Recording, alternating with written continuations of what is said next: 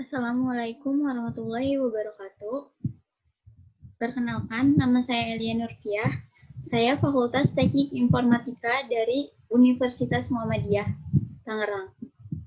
Di sini saya akan menjelaskan mengenai sejarah dan perkembangan komputer. Di slide pertama ada sejarah komputer. Sejarah perkembangan komputer berawal dari penemuan seseorang yang bernama Charles. Dia adalah seorang ilmuwan di dunia yang telah banyak memberikan kontribusi bagi kehidupan manusia, terutama bagi perkembangan komputer.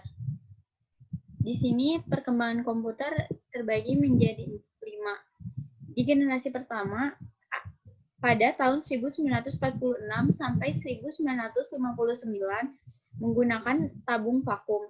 Di generasi kedua, di tahun 1959 sampai 1965 menggunakan transistor.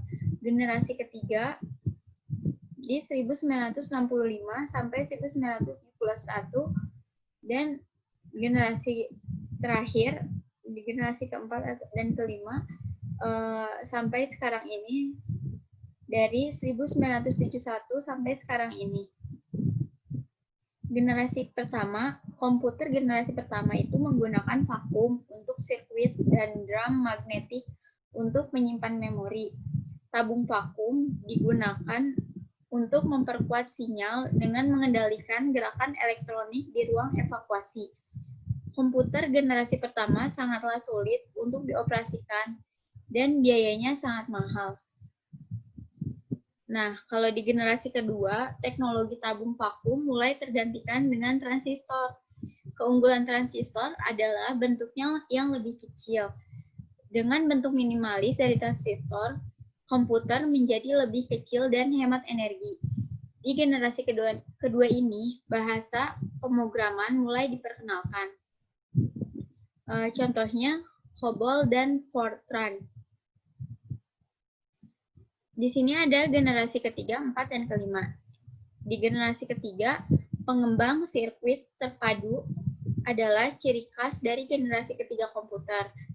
Nah, bentuk transistor semakin diperkecil dan ditempatkan di chip silikon yang dinamakan semikonduktor. Teknologi ini semakin mempercepat kinerja komputer.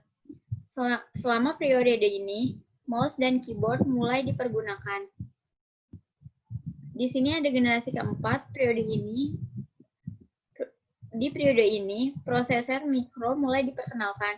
Saat ribuan sirkuit terpadu dimasukkan ke dalam sebuah silikon chips yang kecil, prosesor pertama Intel 404 chip mulai menjadi otak utama di sebuah komputer.